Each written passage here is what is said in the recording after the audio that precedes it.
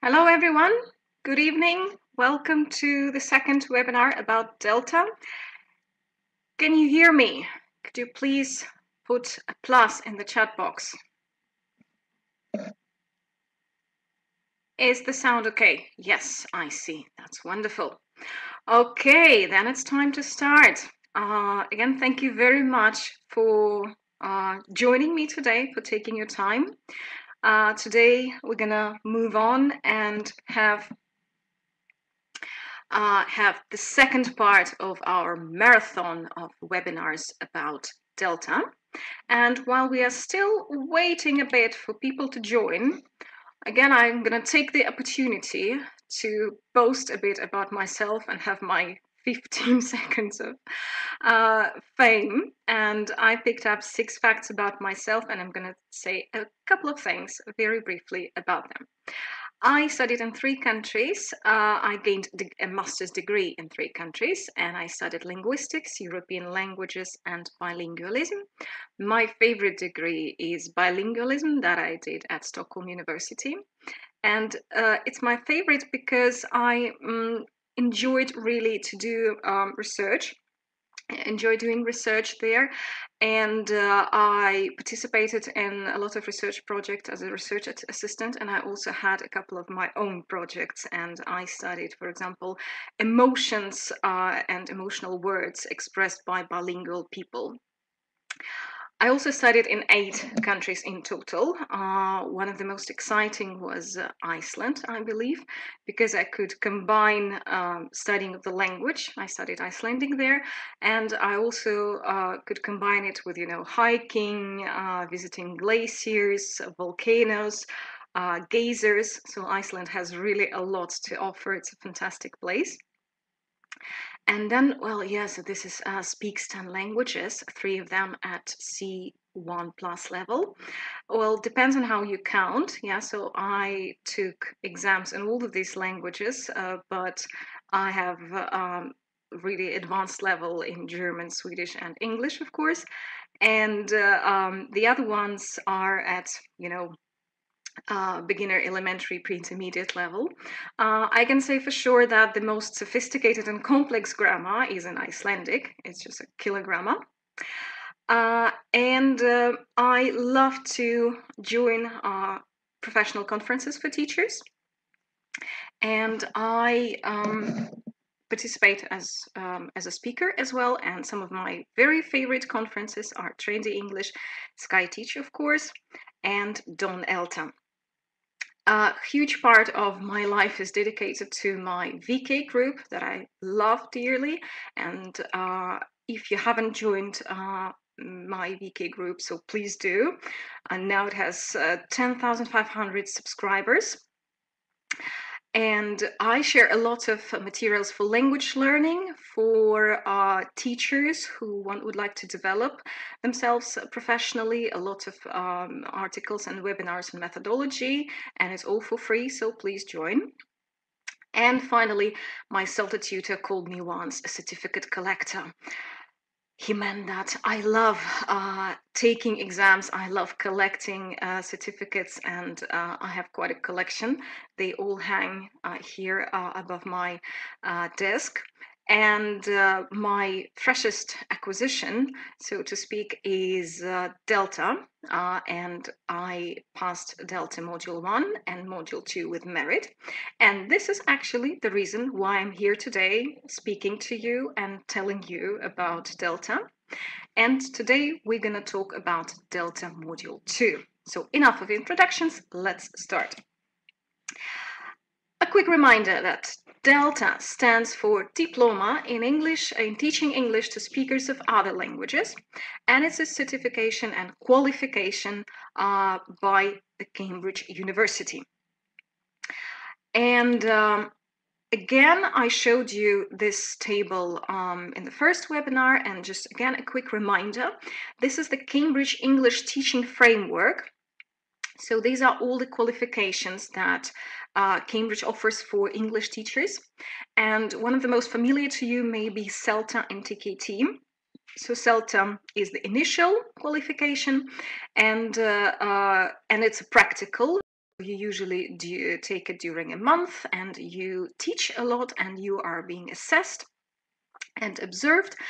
And TKT has 5 modules now, and it covers a bit more ground than just CELTA, because CELTA is for adults, teaching adults only, and TKT is about CLIL and about young learners, and they have some other specializations, so to speak. ICELT is the qualification in between CELTA and Delta. You see, it's from developing to proficient, but sadly, ICELT is discontinued from 2020. So there's going to be only CELTA and Delta as major qualifications. And of course, Delta, our main topic of discussion today.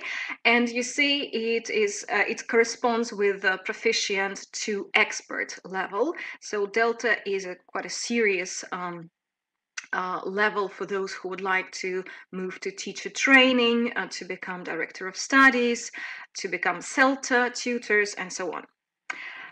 And Delta has 3 modules, and this is why we have 3 webinars. So today, tomorrow, Monday, today, and tomorrow. On Monday, we talked about module 1, which is an exam, written exam that you take in an exam center. And module 2 is called Developing Professional Practice. And I always say that practice is the key word here. And this is when you teach and your lessons are observed and assessed by a tutor or an assessor. And you do a lot of writing, research and writing about teaching methodology. And module 3, we're going to talk about it tomorrow. This is extending practice in ELT specialism. So this is a long written assignment where you usually develop a course. So this is the our schedule. Yeah. So today we're talking about module 2, and tomorrow module 3, and also we're going to have a section on questions and answers. So this is our plan for today. First, I'm going to tell you about generally what Delta Module 2 is, syllabus, then we're going to move to criteria, features, and some peculiarities as well. Then I'm going to tell you about my own experience and my personal do's and don'ts. So let's start. Module 2, what is it? As I said, the keyword here is practice. So you teach 6 lessons in total. All of them are observed, but not all of them are assessed. Observed means that there's somebody in the classroom who is watching you and I don't know, to take notes and then gives you feedback. And assessed means that you receive feedback and you receive all sorts of grade. Yeah? So, and also apart from lessons, there is, there is a thing called professional development assignment. It's a long written work. And you can take Delta Module 2 as a face-to-face full-time course. It's usually, it usually takes 6 weeks, sometimes it's 7 weeks. In very rare cases, it can be 8 weeks, but I don't know any centers now who would have it for 8 weeks. It's usually 6 weeks, full-time study, which is quite a long time. So that's why not everybody can do that. And you can also take it blended at part-time. Blended means that sometimes you come to a center, spend there some time, and then return back to your school. You teach, work there, prepare, do your writing, and then and so on. Or you can do it online part-time, 3 to 4 months, one option like 50%. Or up to 9 months, and this is like a real part-time studying. This is what I did. What is it about? Why is it so special? Why is it so long? Why is it so hard and complicated? Again, as just as in the previous webinar, I copied here the Cambridge wording, and I'm going to translate it for you into more or less normal language. Researching selected language skills areas and focusing on problem solutions for learners. Yeah? So in Delta 2, you have a lot of autonomy. You're very autonomous, and you can choose the areas you want to specialize. So for example, you want to have a lesson on, I don't know, grammar, in particular aspect of grammar. Another lesson will be devoted to a skill of reading, in particular skill of reading. So you specialize from lesson to lesson, and you look at problems that learners usually have, and you suggest some solutions. And in your lessons, you test these solutions and see how it works in real life, in real lesson. The next one is evaluation, selection, and use of resources and materials for teaching that are appropriate to learner needs and context. It means that you can choose materials, course books. You can probably develop your own materials if you want to do so, but it's not a must. Yeah, you can use course books, but you should select them in such a way, and you should structure them, adapt them in such a way, adjust them to your teaching so that they serve the needs of your learners and your context. The next one is planning, teaching, evaluating of lessons that meet the needs of specific groups of learners and individuals within the group. So again, you plan a lesson, you teach a lesson, and after the lesson, you do the evaluation. So you look back at the lesson that you did and you reflect on what was good in that, what was not so good about that, what would you do differently next time? So you develop this self-reflection, yeah, and you're being self-critical in a healthy way. Not overcritical. And again, you have specific group of learners in mind, and you see individuals within the group. Yeah, so you also need to cater for particular people, particular learners in your group. And generally, it's teaching practice that leads to successful learning outcomes. And this is sort of the cornerstone of Delta Module 2, because in your lessons, you need to give evidence to the effectiveness of the learning, that learners really acquired what you wanted to teach them, and they can really, I don't know, produce a particular target language, or they acquired some skill and they can demonstrate that they successfully acquired this skill, and so on. And Delta Module 2 is sometimes called the core of the whole Delta, well, because if you survive Delta Module 2, well, then you have, I don't know, the bigger part of it, the most challenging part of it. Because, well, Module 1, yeah, it's a written exam. You can actually retake it if you want. And the third module, it's a written assignment. Again, you can take it on your own. You can write and rewrite it. You can resubmit it if you want. But this practical unit, it's huge. It takes a lot of energy from you, and it's the most expensive one, of course. So what do you have in this module 2? So you see, I just divided here in online part-time and face-to-face. So if you do it online, you have 2 tutors. The one is a local tutor, so usually it's someone who lives in the same city where you are. And this is the tutor who visits your lessons and who works with you closely, like one-to-one, gives you feedback on your lessons. And the main tutor, this person can be some far away. My main tutor was in Cambridge, and I only had contact by email or via the platform of the course with him, and he sort of responsible for the whole thing.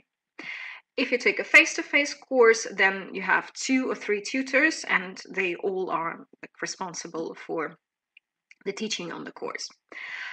What kind of support do you have?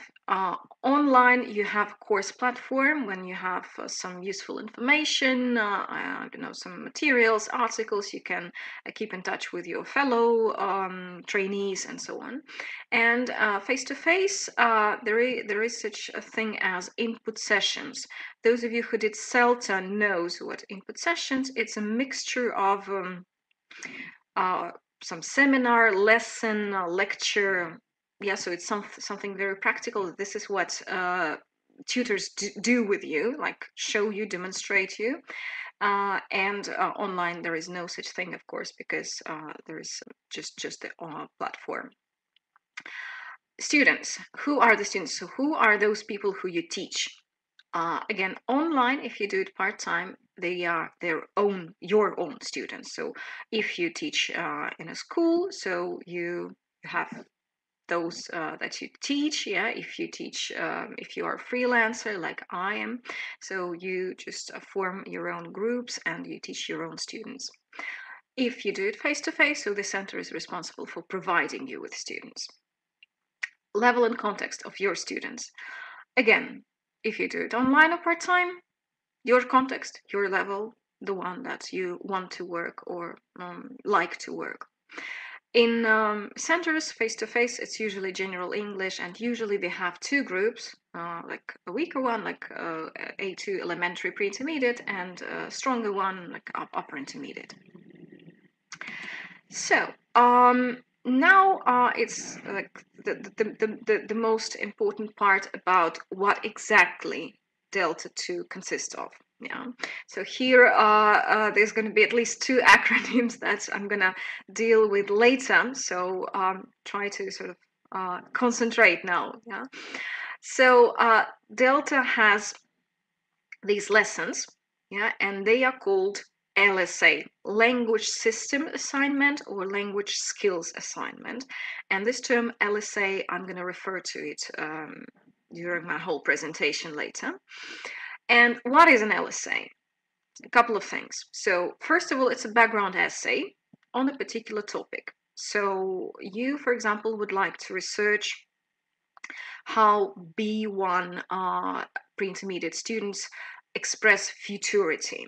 So what sort of structures do they use, and what problems do they have, and what sort of solutions can you suggest to like, help your students with this. And this is where you do a lot of reading and you write this essay, and after that when you've done your essay, you prepare a lesson plan. So you start to think how you're going to teach this area. Yeah, so you choose particular area. Usually background essay is like quite wide and lesson is narrow. Yeah, and you prepare a lesson plan, and a lesson plan in Delta is quite a specific thing. It's not that like 2 pages of stages. Yeah, it includes lesson aims, needs analysis, analysis of skills, assumptions, anticipated problems, solutions, commentary, stages.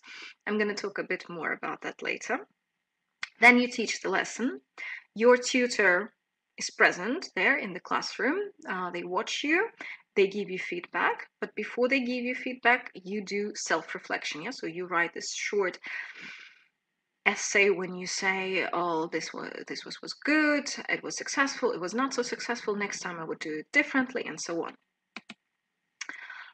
And then, besides these LSAs, you have so-called experimental practice. You have one lesson during the course where you want to plan and teach a lesson using new methods and approaches. So you choose by yourself what method or what approach would you like to try.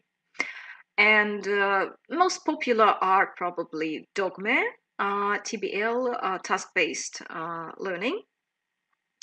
I know some people with exotic options like Cuisinart Roads. Cuisinart Roads is, you know, these colorful pieces of, I don't know, plastic. And so I don't even know what exactly people do with that. I know that Yelena Sarnavska is a great expert in Cuisinart Roads. And there are methods of teaching with these things. I even know someone who did it on grammar translation. So you can go wild, really, in this experimental practice, but still it needs to have like solid theoretical background. Yeah, so it's not just like do whatever you want. I did mine on Dogme, for example. And you teach this lesson, and again, you write the self-assessment. And also you see in this table, I write observed or assessed. Yeah, so all the LSAs are observed and assessed. And experimental practice is observed, but you're not given like a grade or something. And then there is a long written assignment, which is called Professional Development Assignment, PDA. I won't talk much about it. It's you write it in four stages during the course. And you write about your beliefs as a teacher, your strengths and weaknesses, what you want to improve, your action plan. You report on your progress, and at the end of the course, you write about what you want to do further. How do you want to develop further? And the final part in Delta is something that is called externally assessed LSA. This is the most terrible thing that happens at the end of Delta. So all the LSAs you teach and your tutor is in the same room. They give you feedback, they assess you, and so on. So you work with your tutor. But the very final lesson, it's not your tutor anymore, and your tutor doesn't help you with this lesson. But there is someone who's called assessor. You don't know this person. You're not allowed to have any contacts with this person before. This person comes to your lesson, watches the lesson, and the outcomes of the whole course depends on their assessment and their judgment. So if you pass this external lesson, you pass the course. If you fail the lesson, so you fail the course, you have to resubmit, you have to do it again. This is one of the most nervous experiences in my life, but I had a very positive assessor, a woman coming from Madrid. Can you imagine flying from Madrid to St. Petersburg to watch a lesson?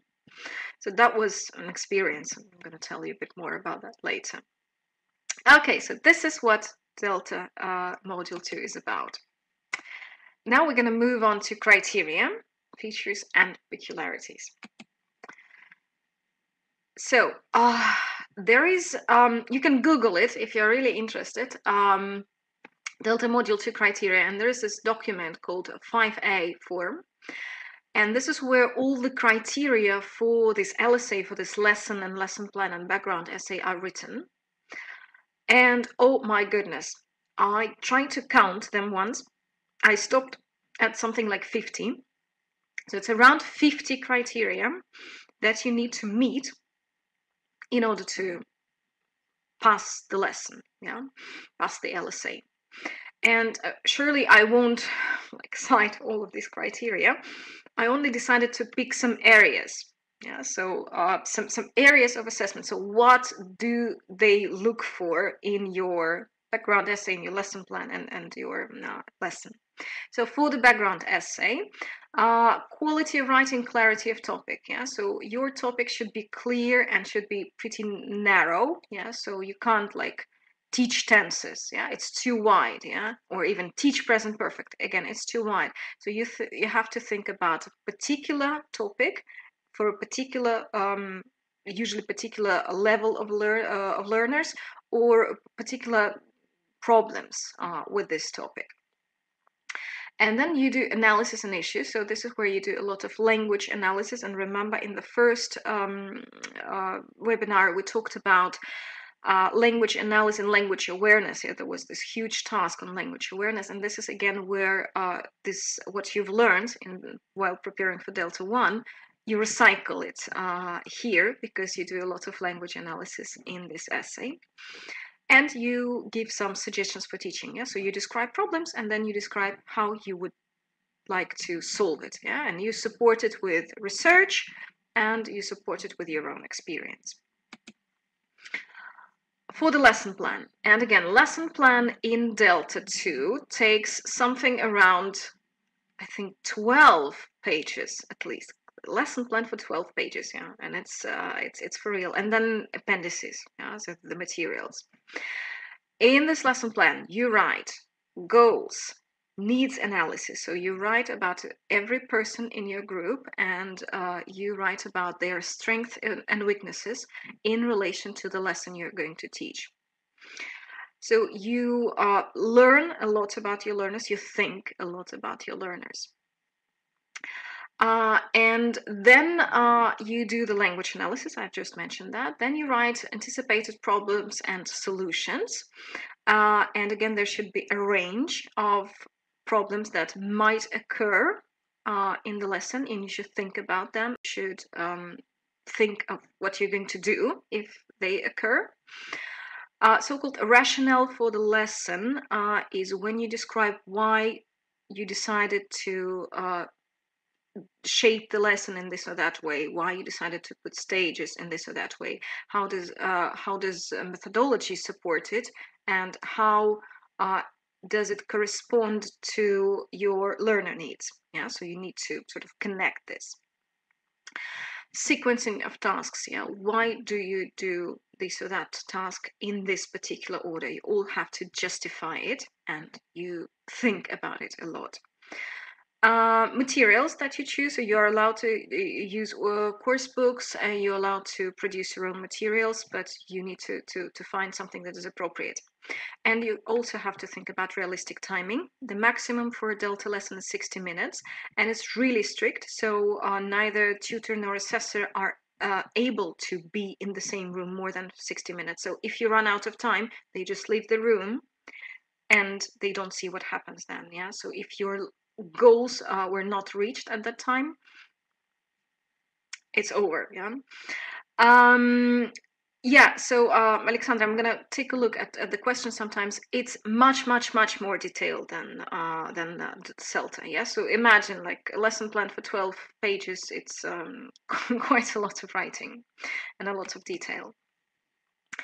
Then for teaching, yeah, so what do you do in the classroom? What does the assessor or the tutor look for? Yeah, creating and maintaining an atmosphere conducive to learning. Yeah, so you as a teacher is responsible for the atmosphere, the positive atmosphere, effective, efficient learning, and so on, friendliness, and well, everything we mean with rapport and so on. Understanding knowledge and explanation of language and language skills. Yeah, so you need to know your stuff. You need to know that you know what you teach. Well, this is quite obvious, but you also have to demonstrate. You have to demonstrate it confidently. Classroom procedures and techniques. So what exactly do you do? How do you give feedback? How do you monitor? How do you react to questions on the spot? How do you use board work? Yeah, is also very important, which was a challenge for me because, you know, my board work is not very neat. Classroom management is how you work with peers, how you regroup peers, again, how you monitor them, and so on. And finally, reflection and evaluation. So after the lesson, how healthily critically you can be about yourself. If you're too critical, it's not good. You also have to have positive features, and vice versa. Yeah, if you think that your lesson was a stroke of genius and everything was just super duper, it won't work really. Okay, so we won't like go on explaining all these criteria, but I mean, if you really want, you can Google it and you will see this document. I don't know, this 5 pages long. This line, I call it features and peculiarities. Like, what is so special about Delta, yeah, and why like, people talk about it with, you know, like shaking hands, you know, or being quite, I don't know, apprehensive and nervous. So the most important thing about a lesson in Delta is lesson outcomes. It means that students have to demonstrate that they acquired a skill or target language by the end of the lesson. Sounds nicely, yeah, it now sounds wonderful, but you do a lot of thinking how you're going to achieve it. Yeah, how do you structure the lesson? How do you sequence the tasks? How well do you manage the task? Yeah, so how do you design a task? Yeah, that's a lot of thinking and a lot of reading and a lot of consulting of your tutor. So you really need to shape the lesson in such a way that your learners demonstrate that they acquired something at the end of the lesson. Otherwise, the lesson is a fail. To pass, you need to meet around 80 to 90 criteria for a pass. Yeah, some criteria might not be met, but not a lot of them. For a merit, you need to meet all of the criteria, all of these 50 criteria, but some of them are allowed to be like partially met. Yeah, so there is not met, partially met, and met. So there are 3 options that the assessor can give to you. And for a merit, so some of them can be partially met, so like a tiny bits somewhere could have been done a bit better. And for a distinction, all the criteria should be met, and it should be more or less close to ideal. And the downside of it, well, in my experience, is that sometimes it's almost impossible to meet all the criteria in one lesson. This is something that made me feel really frustrated. I'm going to give you just one example so that you imagine what I'm talking about. I had a lesson on reading, and well, I had this CAE reading, and we worked on the gapped text. Gapped text in CAE is when you have a text and 6 paragraphs were taken out, and you need to restore the text. And actually, it's quite difficult to like explain all these strategies and practice it and let your learners show that they understood, acquired, and can do that in 60 minutes. So my timing was really tough. I was like very concentrated, and like every minute, yeah, was of value. But there is a criterion in Delta that at the end of the lesson, you need to work with the language that occurs, with emerging language. So during the lesson, students speak, and you need to sort of write down a couple of I don't know, language items and give feedback on board. Maybe correct, maybe suggest some other better ideas. And well, during my lesson, I just basically didn't have time for that. Well, later I learned that I had three minutes left. That was, you know, just a bit. I calculated wrongly. I didn't notice that I have 3 minutes, but I didn't do that, and that's why I got a merit and not a distinction. And it was really, you know, like I was really upset by that. But it was so hard, you know, to pack everything into this single lesson. Well, this is like a downside. This is frustration. And sometimes again you know all these criteria, and sometimes you have to tick some boxes. Yeah, so you know that you have to do that, and you do that. Yeah, and it's you know, very much reminds me of ice skating, because you know, well, when they have the ice skaters, they have their program, obligatory program, and they have to demonstrate a number of elements. And to, I don't know, to earn a medal, they need to demonstrate, and they need to demonstrate it well. Yeah, so you don't argue with it. Yeah, you just have to do it, and you have to show it. Yeah, well, that's the name of the game. Yeah, so that's the rules. Okay, but again, well, so after listening to it, it's like, oh my goodness, that's terrible. Well, it is challenging, of course, but again, there are quite a lot of humans who survived and who can live after that, and who didn't have any nervous breakdowns. And this is when I'm going to move on to talking about my own experience. And yes, you learn a lot. Yeah, this is actually the reason for doing all of these things, because you really learn a lot. I'm going to reflect a bit later on what I've learned and what I've gained. Yeah, but this is what it is all about. Yeah, about learning and becoming a better professional. So moving on to my own experience. Yeah, and a bit of facts. Yeah, so I did a part-time Delta, 9 months. And I did it with NILE.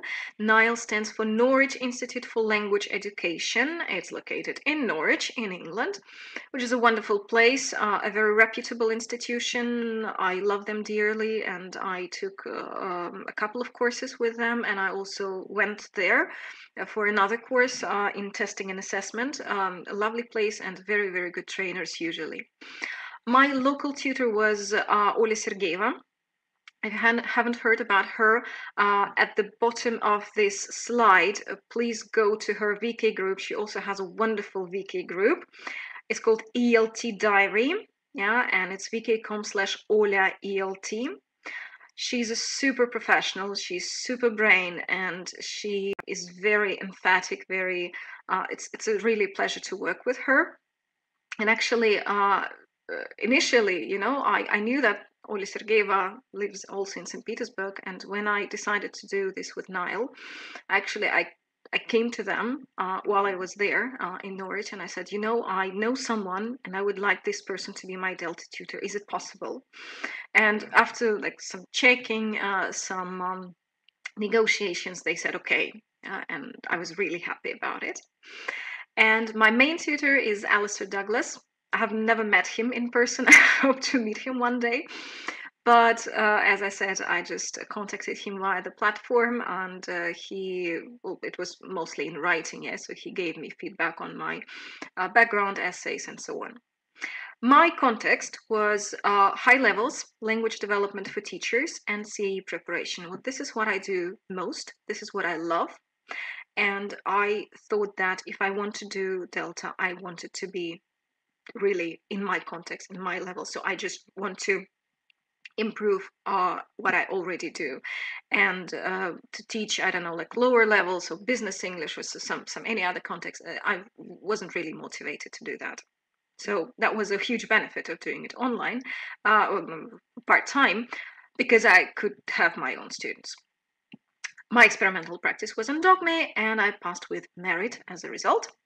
And a couple of things about my students. Yeah, so I work online. I teach fully online, and Delta does not allow to teach online lessons. Well, not yet, at least.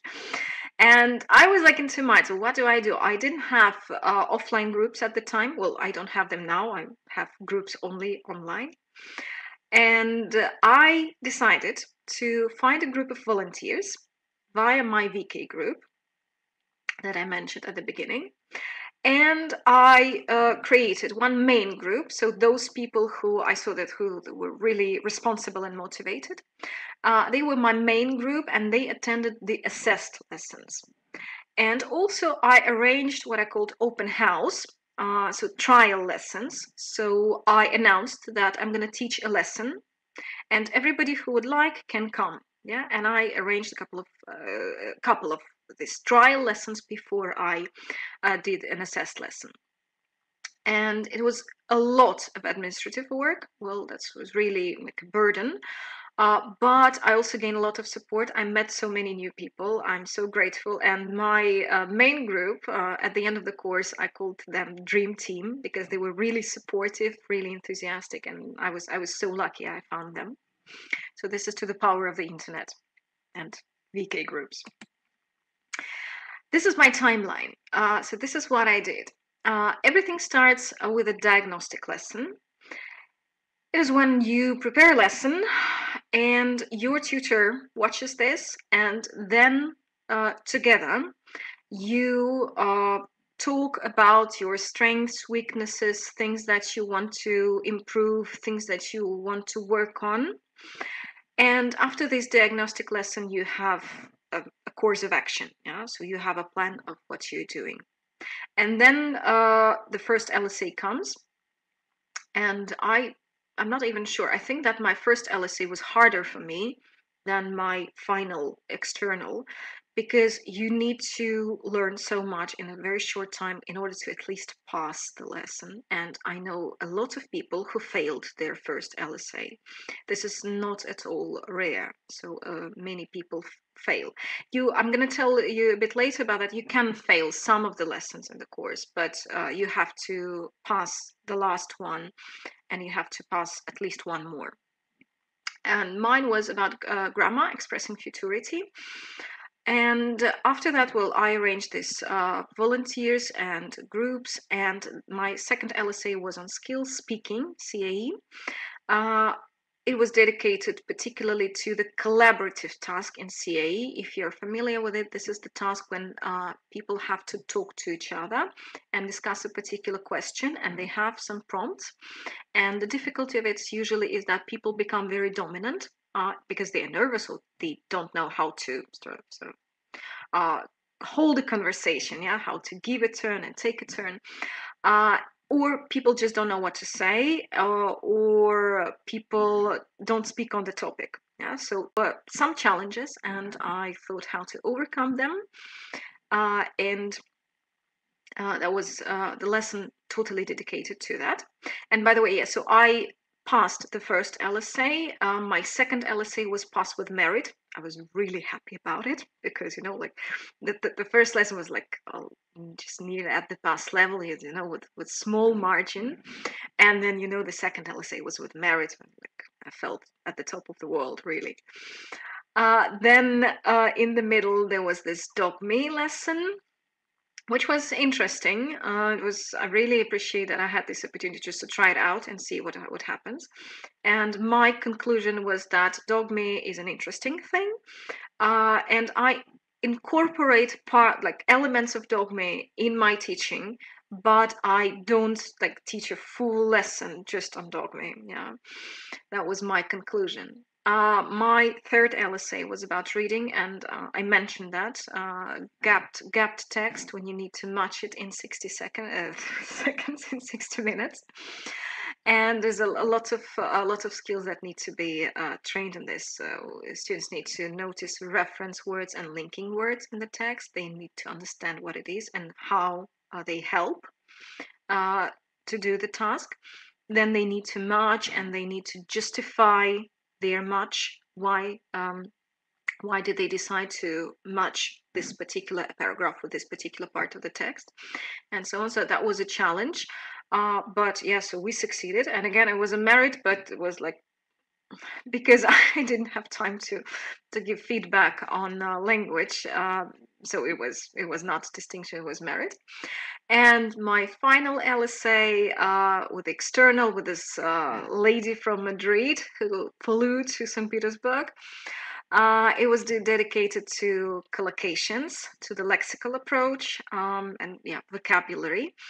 And I really loved it because, you know, I read so many books before, because, you know, external was the most important, the most responsible thing. And I really, you know, like took time to, you know, do a lot of reading. I dug deeper, and that was the only lesson I developed the materials by myself, which again was a lot of work. But I was quite happy with the result, and again, it was merit, and the total was merit. So now I want you to imagine what this LSA is, yeah? Because if you tell somebody that you prepare a lesson for a month, people think that you are not in your right mind, yeah? So that you are a bit crazy, because how on earth can you seriously develop or prepare a lesson during a month?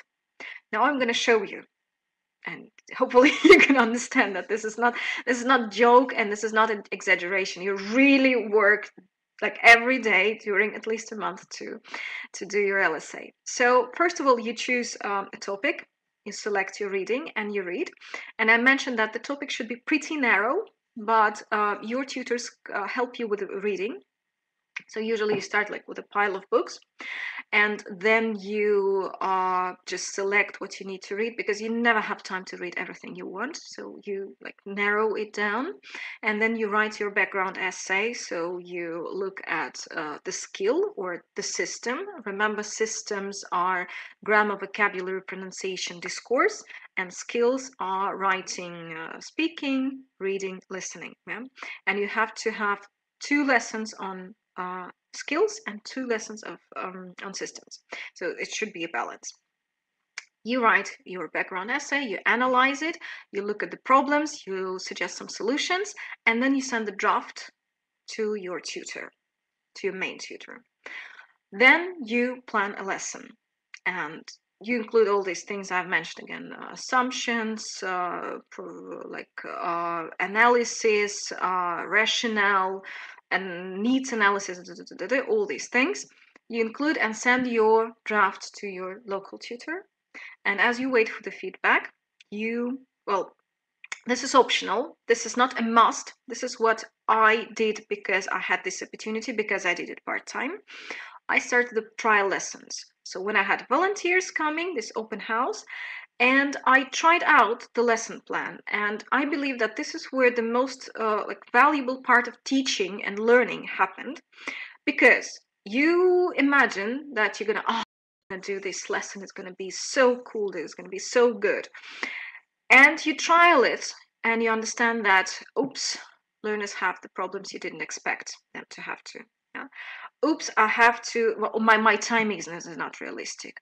Or there are things that are not really relevant. Or there is something you've missed out and you need to include it.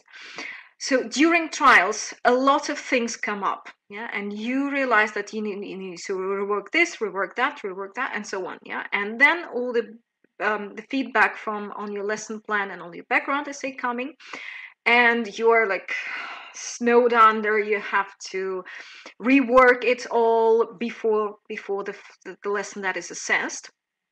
And then finally you submit your background essay and your lesson plan, and you teach the lesson that is assessed. Yeah, when your tutor comes in, is in the same room, watches your every step and gives you feedback. Yeah, and then you write feedback yourself, and well, altogether after that you become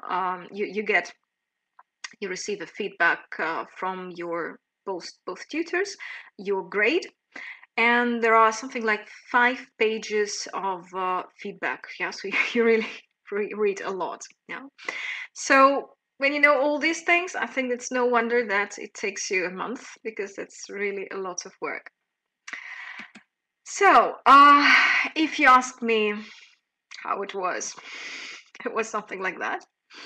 So I've worked and read, wrote, and then I had these lessons and I felt frustrated. I started all over again, and so on and so forth. So that was really like hard work regularly. And when you think about it, like 9 months, you think, oh, it's too like 4 lessons in 9 months. Oh, seriously?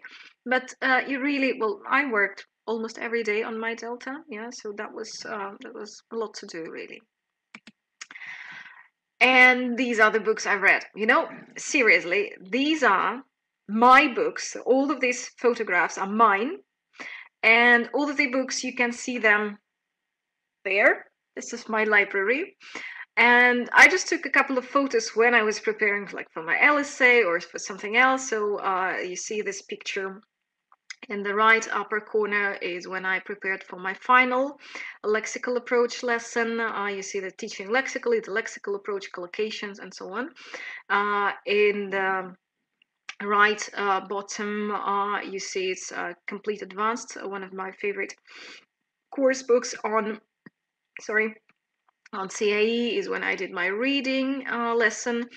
And there's a lot of reading, and I'm really grateful to Delta, because otherwise I think you will never have time, you will never find time for reading all these things. When you're pressed, when you know that you have a lesson, you really work hard and you really read. Yeah, I really would like to read even more than that, but yeah, we all have our limits. Finally, what I've gained. Yeah, so when we compare Delta and CELTA, yeah, and there are people here who did CELTA, I think the most important thing is that CELTA teaches you how to do things. Yeah, so how to conduct a lesson, how to prepare, how to set up activities, how to set up a pair work, how to give feedback, and so on. In Delta, you also start to understand why. Why are you doing this? Is it the only way that you can do? Are there any other ways? This way would be the most effective for these learners in this group? And you understand a lot of principles behind your teaching, yeah, and you really have gained an understanding. you gain much more confidence. Yeah, I gained much more confidence in what I do. Sorry guys, there's gonna be a part for the questions. Yeah, so I won't interrupt now, and we're gonna talk about all your questions a bit later. Thank you. And I became a much more reflective teacher. Before Delta, I didn't know who is a reflective teacher. What sort of animal is that? Reflective teacher is when you look at your teaching and you can critically say, okay, that was good, that really worked, that didn't work, here I messed up, I should have done it differently, next time I will bear that in mind, it doesn't work with this group and I have to try something else. And you analyze yourself quite a lot, and again, in a healthy way. And I shredded myself as a professional. And I once talked to the director of NILE, this Norwich Institute for Language Education, where I took my Delta. So the director, his name is Tom Kiddle, and we talked before I did my Delta, and he said, it breaks you down and builds you up again. So this is how he reflected on his Delta experience. And somebody asked about distinction. So this is the only person I know who has triple distinction. So distinction in all three levels, all three modules. But actually, I think that's probably why he's a director of a huge institute now. So he's a very, very just fantastic teacher. So it's, it's a lot of this breaking you down and building you up again. Yeah. So you reassess a lot of things. You reassess your practice, and this is really the value of it. What I've learned. I learned a couple of things. First of all, that there is no right or wrong methodology. Right or wrong, well, it's not very productive to speak about right or wrong, yeah, but you know different methods, yeah, and you understand what works for your teacher, for your learners, sorry. And you understand what is principled eclecticism. Yeah, it's also like a buzzword now for teachers. So how you mix the methods, the approaches to a more effective learning and teaching. Yeah, and that's why you realize that there is no such thing as right or wrong. Yeah. There's much more than one way of approaching teaching skills and systems. It's the same idea. Yeah, and everything you do should benefit your learners. Yeah, well, this is a very, very a strong message that I got from Delta. Again, some people, like the urban legend, like some people say, oh, there's Delta method, the Delta method. No, it doesn't exist. Every method serves its purpose. Yeah, so everything you do serves its purpose, and the learners are those who benefit from it. Yeah, and you do everything while having your learners in mind. All of your decisions should be good for the learners. Yeah? You have to be flexible, and again, you have to, I don't know, if you see that your initial plan doesn't work, you have to redo something, reconsider something. And you should always be guided by two things: the research and learner needs. These are the two pillars that should guide your practice. So, and finally, I'm gonna say a couple of things about how you do Delta online, offline, part-time, full-time, and a couple of my do's and don'ts. So once again, if you do it online part-time, you have a month, roughly a month for an LSA, and I've just described how much you do. Face-to-face is like 3 to 5 days, which honestly, I can't imagine how people do that, because either you have a lot of gray hair, or maybe you just lack depth. Yeah, you really can't read as much as you read online. And well, I know a lot of things, a lot of people who did that successfully, full-time face-to-face Delta. Some people believe that is a better way of doing it. I would be cautious because, well, I believe that for me personally, this mode of part-time online was the best because it really allowed me to go into depth and study a lot. Online, no input sessions, but I believe that input sessions are not that important here because you specialize in your area, in your learners, in your topic. Yeah, so this general input sessions might not be that important. Yeah, support from tutors really depends. I heard a lot of stories when face-to-face tutors were not that supportive, and vice versa. And some online or local tutors were very supportive, or the main tutors were not very supportive. And I really believe that it depends on the person, yeah, on the tutor. So, and on the approach, maybe on traditions of a particular center, yeah. So they develop particular traditions and practices, and well, you have to, if you choose a center, if you decide for one or another center, you really have to ask people who studied there already. As I already mentioned, one of the biggest benefits is that you have your own students when you do it online or part-time, and face-to-face you're provided by the center. Price is also important. In online mode, you only pay the course fees, and you pay partially for assessor's visit. Some costs are covered by Cambridge, or for example, when I did my external, there were 3 other people in St. Petersburg who also had their external, so we shared the cost. And if you go somewhere to do it face-to-face, so it's course fees, accommodation, flights, food, so there's much more money than that.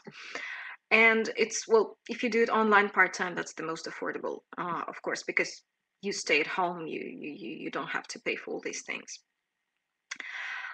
All right, and yeah, but by the way, prices on all these things. So you have heard from Skyteach that there is this folder with additional materials. So particularly for this series of webinars, I combined two roadmaps. So the one for Delta Module 1 preparation and the other one for all the modules. And there you can find information about prices, about the centers, where you can find centers, how to evaluate centers, what is the price range, and so on. Yeah, so it is available. It just, if I'm going to talk about prices, it will take forever. Okay, my personal do's and don'ts, yeah? Have a clear answer to the question, why do you want to do Module 2? And this is really a very important message. Start reading well in advance, particularly if you're going to do that face-to-face. It's not realistic to read as much as you need to during the course, yeah? So you have to read in advance, you have to think what topics of lessons you would like to specialize. And make sure that you can write academically and know about plagiarism and referencing. This is very, in Russia we don't have this strict tradition, but we really need to be mindful of the fact that plagiarism is heavily punished and penalized, and you need to know how you reference your work in order that no one will ever say that you've plagiarized something. And Cambridge is very strict on that. All your works are checked for plagiarism. Don'ts. Think that there are only 4 assessed lessons. Well, because I demonstrated to you how much you need to do for every lesson, and it's not that little. Yeah. In terms of, practice, again, CELTA has 8 lessons, Delta has 4 lessons, but the level of depth is very different. Don't neglect the importance of reading and writing on methodology and research, because it's mostly about your reading and your writing. And don't have your language below C2, because that's really becomes a problem, because you need to read a lot. And well, because you need to read a lot, your language shouldn't be a problem, shouldn't cause you any problems. So I guess that's it. And remember that if you go for Delta, you need to have nerves of steel, but nothing gave me such a boost to grow professionally as this experience. So I really believe that you will benefit if you do that. So don't forget that we have contest, and we're going to have prizes, books. Tomorrow I'm going to mention what sort of books you can win, and you can win them in 2 ways. first of all, the most interesting question during the webinars, and I'm going to choose it. And by the way, all the questions that are unanswered, at the end, we all collect them, and tomorrow I'm going to have a special session on your questions. So if your questions are not yet answered, don't worry, I will answer them. And the second one is to continue the sentence, I'd like to take Delta because. Skyteach today, they have already started this contest on Instagram, on Viki, well, everywhere, on Facebook. So if you go to their to their group, you will see this post, and as a comment below, you can write your continuation of this sentence. Again, we're going to study all of these entries, and we're going to then find a winner. And once again, if you feel like this lady now, yeah, I invite you to my webinar, which is called CPD Roadmap, and after which you will understand what teacher qualification do you need now in your career, how to create your teaching specialization and carve a niche, and how to not waste money on your CPD, because that's, I know, a problem for many people. They buy this, buy that, attend this and attend that event, and they don't really know why they're doing it and how useful it is, and how they really use it in their teaching and their practice later. Yeah? And which language certificate do you need? Yeah, and do you need to prepare for FCC, CP on your own, or you want to take a course? So I talk about all these things. And 5 key habits for successful language improvement. This is also what I cover. And if you'd like to watch this webinar, so there's a link, and there's a special promo code, Skyteach, which is valid till 14th of April. Yeah, and thank you very much. This is my VK group, and I think we have a couple of moments for questions, right? So I'm eager to listen to your questions. About books, yeah. I'm a huge fan of secondhand bookstores that are sold via Amazon. Amazon Co UK or Amazon DE, German Amazon, and if you look for secondhand books, many of them are delivered to Russia, particularly from the UK. Sometimes you can buy a book for 1 pence or £1, which is nothing, and together with the delivery, it sometimes costs like 400 or 600 rubles, or 1,000 rubles, which is much, much cheaper than if you buy new books somewhere. And not all books are so easy to find. Yeah? So, but you have to have a developer skill. Yeah, it's sort of hunting. I hunt for particular books, and I find books in good condition, and I buy them pretty decent prices. Thank you very much. I'm just gonna. Do you happen to know having TKT is enough to apply for jobs abroad, or does one need CELTA anyway? There are different jobs, there are different countries. From what I know, CELTA is a universal qualification that is asked in many countries. TKT, after all, is just a test. It doesn't tell anything about your actual teaching skills. Yeah, so knowing something in theory is nice, is better than nothing, but it doesn't say anything about what exactly you do in the classroom. If you have CELTA, well, that's a sort of guarantee that you as a teacher make sense in the classroom. So that's why it's much more widespread and popular and wanted to have CELTA as if you want to apply somewhere. Any time management tips? Cooking, working, you know, well, it's hard, it's a painful question. Well, you know, you have to prioritize, that's one thing. And secondly, you sacrifice a lot of things. Well, I sacrifice weekends, yeah, so during this period of Delta, well, I didn't have a proper vacation, I didn't have weekends, so you sort of get used to the fact that you have to do something in the evenings and at weekends. It's can be hard, yeah, but you just do your job and you prioritize and you schedule a lot. And so on. What was your background before CELTA? Well, that was exactly my first slide about, yeah, so I spent a couple of moments talking about that.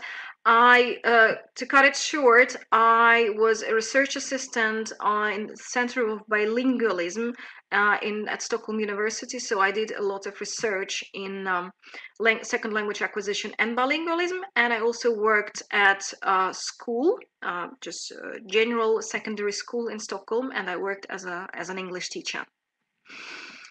Okay, oops. TESOL or CELTA? Can't say really. I don't know much about TESOL. They are, well, in terms of qualification, they're probably more or less equal, but CELTA is much more widespread. I can't comment on any particular parts of syllabus. Don't know much. What do you think about TEFL? Well, I don't exactly know what is TEFL. There are a lot of online courses in TEFL, but again, as long as you don't have any teaching practice, any assessed teaching practice, it's just, I mean, it's just nice certificates that states that, I don't know, you did something for your professional development.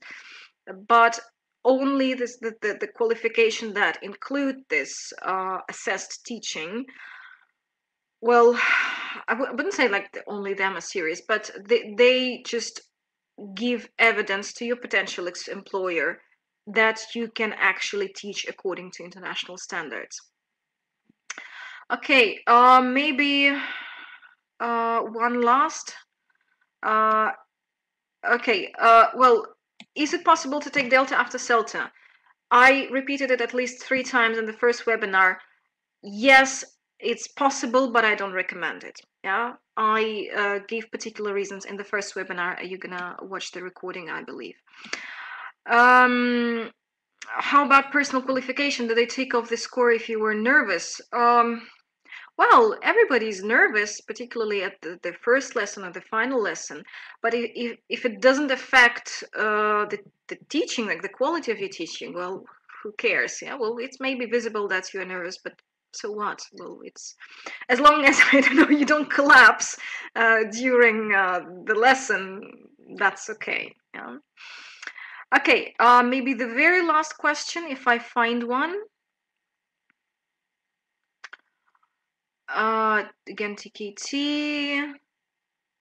Yeah, well, I think that this is it. All the questions that are unanswered, I'm gonna deal with them tomorrow. Thank you very much for your attention today, for your questions. I'm really, really grateful. Tomorrow at 7 o'clock, we're gonna do the last webinar in this series. Thank you very much and have a good evening. Bye-bye.